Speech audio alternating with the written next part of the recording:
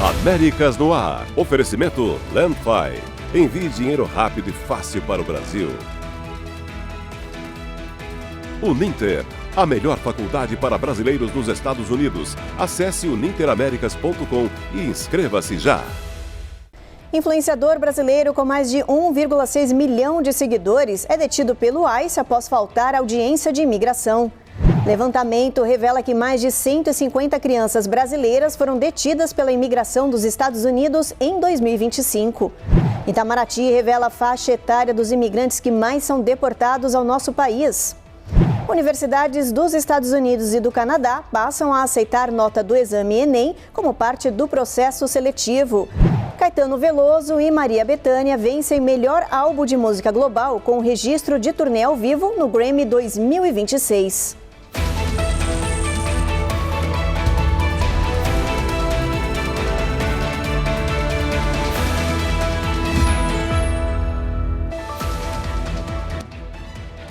Olá, Jornal Américas no Ar está começando.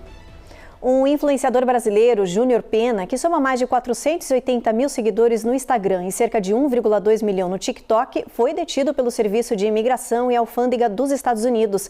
Ele foi levado para o centro de detenção Delaney Hall, em Newark, no estado de Nova Jersey. A prisão aconteceu depois que Pena faltou a uma audiência judicial ligada ao processo de regularização. Nas redes sociais, Pena costumava comentar política americana e as ações do ICE, classificando algumas abordagens como desumanas. Agora, amigos do influenciador estão organizando uma campanha de arrecadação para cobrir custos legais e também despesas judiciais. A meta é levantar $50 mil, enquanto o caso segue na Justiça de Imigração. Um levantamento mostra que mais de 100 crianças brasileiras foram detidas pela imigração daqui dos Estados Unidos ao longo de 2025. Os casos envolvem bebês, crianças e adolescentes, e a maioria foi levada para centros de detenção do ICE.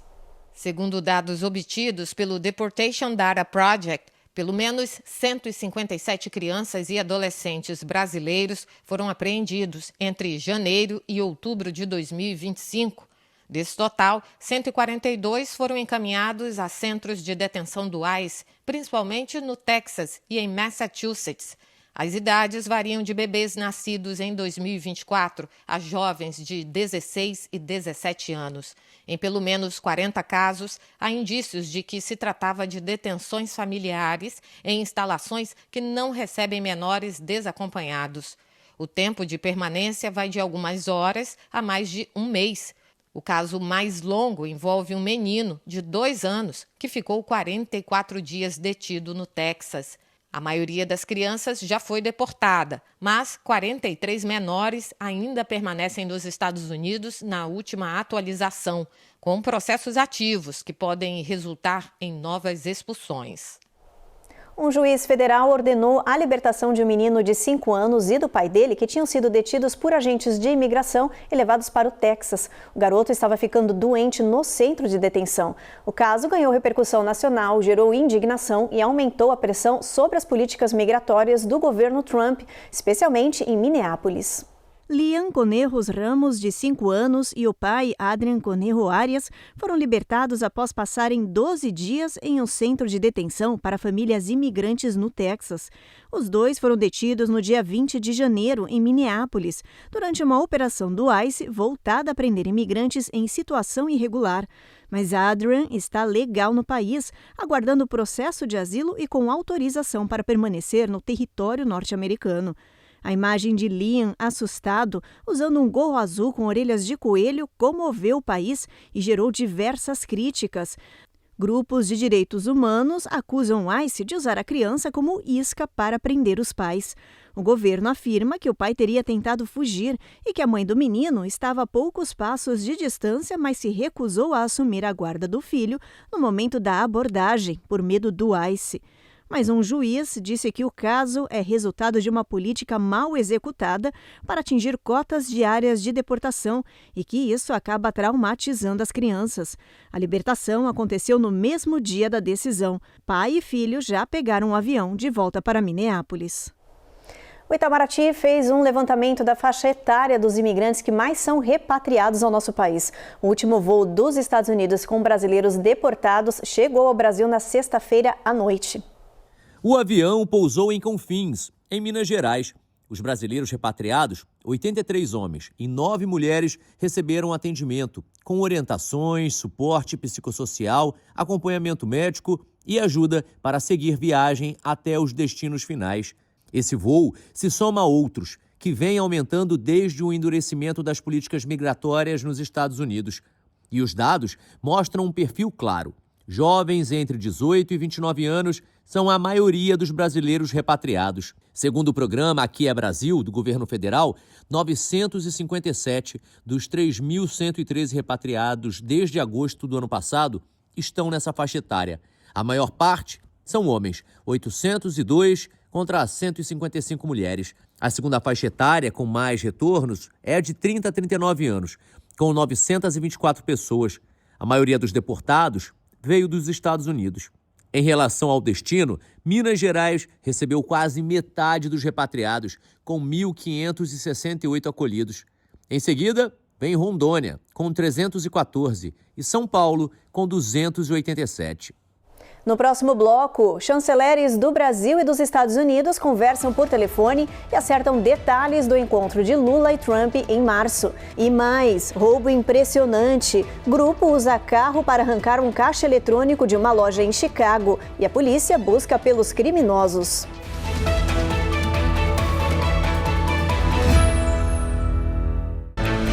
Américas no Ar. Oferecimento Landfi. Envie dinheiro rápido e fácil para o Brasil. Uninter, a melhor faculdade para brasileiros nos Estados Unidos. Acesse uninteraméricas.com e inscreva-se já.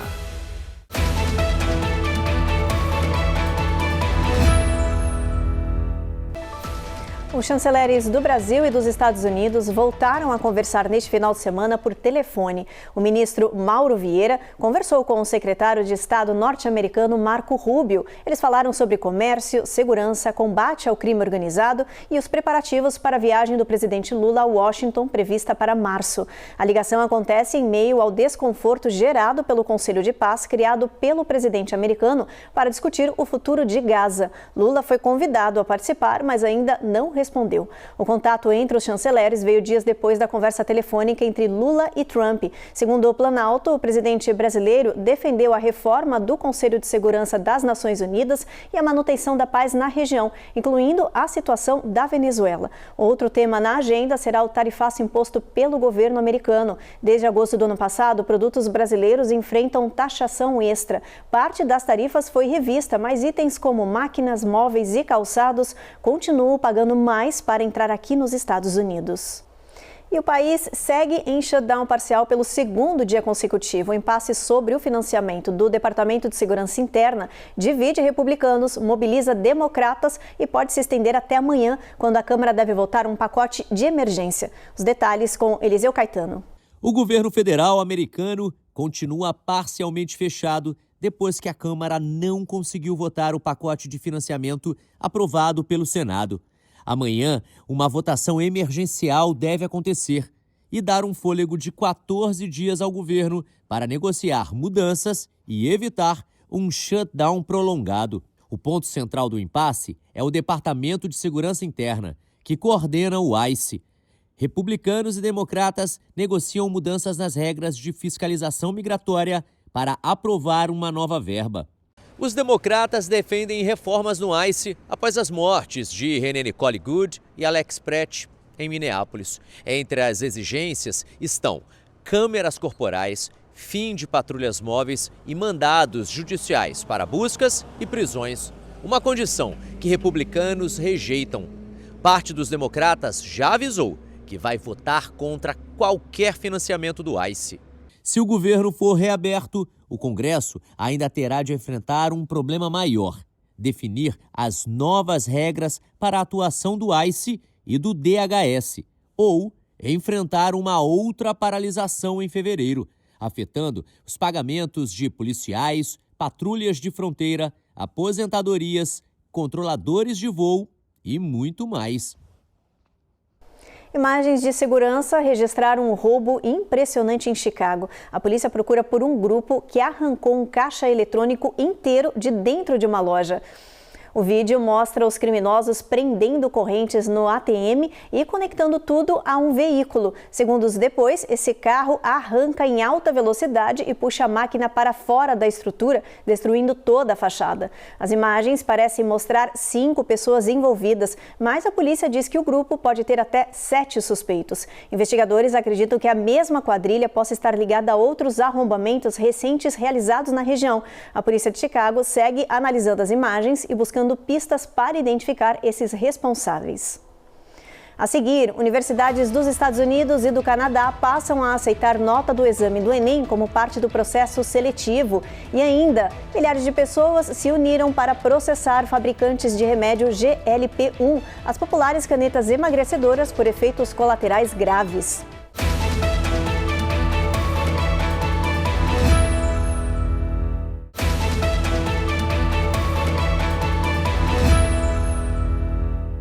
Já voltamos e com uma boa notícia para os estudantes brasileiros que sonham em estudar no exterior. As universidades dos Estados Unidos e do Canadá começaram a aceitar a nota do Enem, o Exame Nacional do Ensino Médio do Brasil, como parte do processo seletivo. Nos Estados Unidos e no Canadá, algumas instituições já aceitam a nota do Enem como parte do processo seletivo. Não substitui tudo, mas ajuda e pode ser o diferencial para quem sonha com uma graduação internacional. Eu acho muito importante essa aceitação da nota porque não deixa de ser um método de avaliação do estudante. Então nós sabemos que países como Portugal já aceita a nota do Enem devido aos tratados internacionais com o Brasil.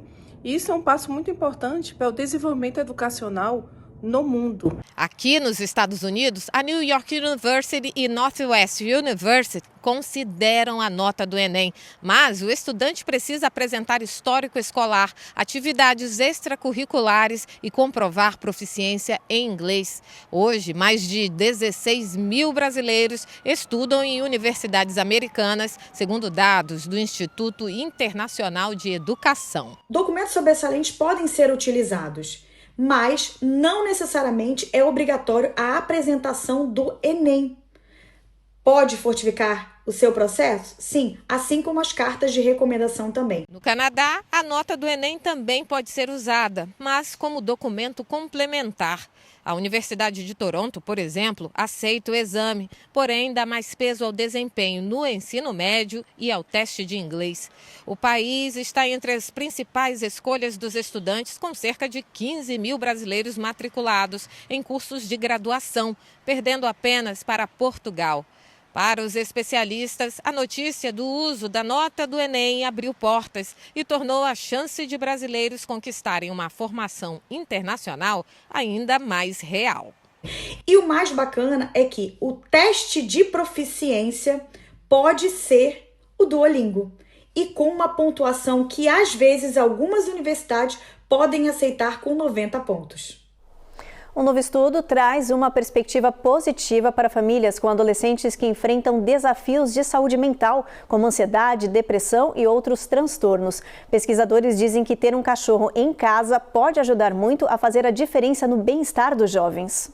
Os cientistas observaram que jovens que convivem com um cão ou gato apresentam menos problemas sociais e um nível maior de bem-estar, em comparação aos que não têm animais de estimação. Além disso, esses adolescentes que não possuem pets tiveram pontuações mais baixas em comportamentos como isolamento, agressividade e atitudes delinquentes, fatores que costumam preocupar pais e educadores. Os pesquisadores acreditam que a presença de um animal pode estimular a interação social, rotina e um amigo de confiança para desabafar, gerar responsabilidade e até mesmo produzir mudanças no microbioma, o conjunto de micro-organismos que habita no nosso corpo. O estudo foi publicado na revista científica iScience e reforça a importância da conexão entre humanos e animais no desenvolvimento emocional de jovens. Os autores dizem que mais pesquisas são necessárias, mas os resultados são promissores e estão animando os psicólogos.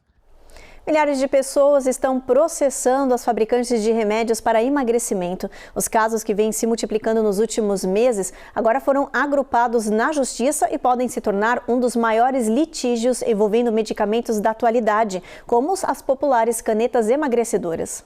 Mais de 4.000 pessoas já fazem parte das ações consolidadas. Elas afirmam que medicamentos da classe GLP-1, como o Ozempic e o Wegovy, teriam causado efeitos colaterais graves, entre eles a chamada paralisia do estômago, uma condição que afeta a digestão e pode gerar dor, náusea e perda de peso não intencional. As canetas emagrecedoras também podem provocar pancreatite aguda e mortes. Os processos alegam que os fabricantes não teriam informado adequadamente sobre esses riscos. As empresas, por outro lado, defendem a segurança dos medicamentos e dizem que os benefícios são comprovados, especialmente no tratamento da obesidade, do diabetes tipo 2 e na redução de riscos cardíacos. Especialistas lembram que os remédios GLP-1 se tornaram extremamente populares, o que também aumenta a visibilidade de eventuais efeitos adversos. Os processos ainda estão em fase inicial e não há prazo para uma decisão final. A gente muda de assunto para falar de mercado imobiliário. As vendas das casas nos Estados Unidos continuam em queda, mas um novo dado mostra um movimento que está chamando a atenção. Nunca tantos compradores desistiram de um negócio imobiliário no meio do processo como agora. Segundo a Redfin, mais de 40.000 pessoas voltaram atrás e cancelaram contratos de compra só em dezembro. Isso representa mais de 16% de todos os acordos fechados no mês, a maior taxa já registrada. Por anos, o fraco desempenho nas vendas foi atribuído à falta de inventário e às taxas de juros altas, que afastam muitos compradores. Mas especialistas garantem que o cenário agora é bem mais complexo. Com a economia incerta e os preços das casas ainda elevados, muitos compradores estão ficando mais exigentes. Quando a casa não atende ao padrão ou o custo final fica acima do esperado, a decisão é cancelar. Para analistas, o mercado está numa fase de zona cinzenta. Não está claro se é um mercado favorável a quem compra ou a quem vende. É uma onda de instabilidade que preocupa especialistas e que deve continuar afetando as negociações nos próximos meses. No próximo bloco, ciclone bomba que atingiu os Estados Unidos neste final de semana provocou frio extremo de norte a sul do país e até geada em Tampa, na Flórida. E ainda, Caetano Veloso e Maria Bethânia vencem melhor álbum de música global com registro de turnê ao vivo no Grammy 2026.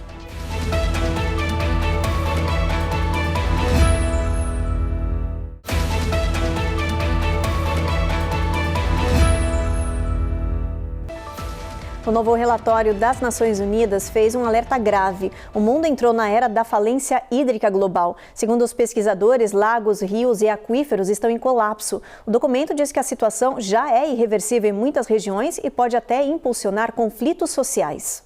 Segundo o relatório Falência Hídrica Global da Universidade das Nações Unidas, o planeta está usando muito mais água do que a natureza consegue repor. Em muitos lugares, o que eram secas ocasionais se tornaram escassez permanente. O estudo mostra que metade dos grandes lagos do mundo perdeu água desde os anos de 1990 e 70% dos principais aquíferos estão em declínio. Mais de 410 milhões de hectares de zonas úmidas foram destruídos, uma área quase do tamanho da União Europeia. Especialistas dizem que muitos sistemas já estão em colapso e que a situação atinge regiões responsáveis por quase metade da produção global de alimentos. A qualidade da água também piorou, com poluição agrícola, esgoto, mineração e plásticos têm tornado rios e lagos mais tóxicos. As autoridades dizem que o mundo entrou na fase de gestão da falência, que exige ações urgentes, mudar culturas agrícolas, melhorar a irrigação, reduzir poluição e proteger aquíferos e áreas úmidas. O documento foi divulgado às vésperas de uma reunião de alto nível no Senegal, que prepara a Conferência da ONU sobre Água de 2026. O ciclone bomba que atingiu os Estados Unidos neste final de semana provocou frio extremo de norte a sul do país. Derrubou as temperaturas, provocou nevascas, ventos fortes e centenas de cancelamentos de voos. Milhões de pessoas ficaram sob alerta de frio extremo com sensação térmica abaixo de zero em diversas cidades. A Flórida registrou a pior frente fria dos últimos 15 anos.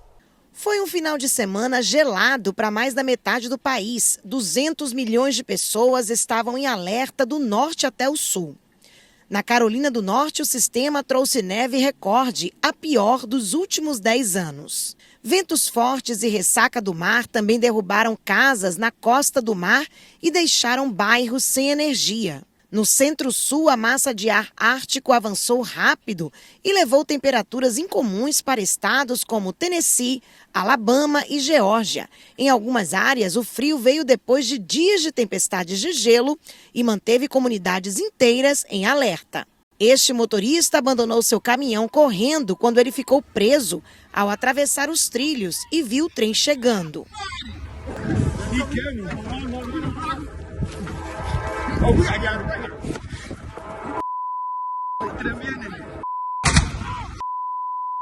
Aqui na Flórida, o impacto também foi histórico. O estado registrou o fim de semana mais frio em décadas, com mínimas próximas de 0 grau em Orlando, Tampa e até no sul do estado. O frio intenso provocou um fenômeno raro, geada com flocos de neve em Tampa e iguanas imóveis despencando de árvores aqui em Miami. Um reflexo direto das temperaturas abaixo de 40 graus Fahrenheit.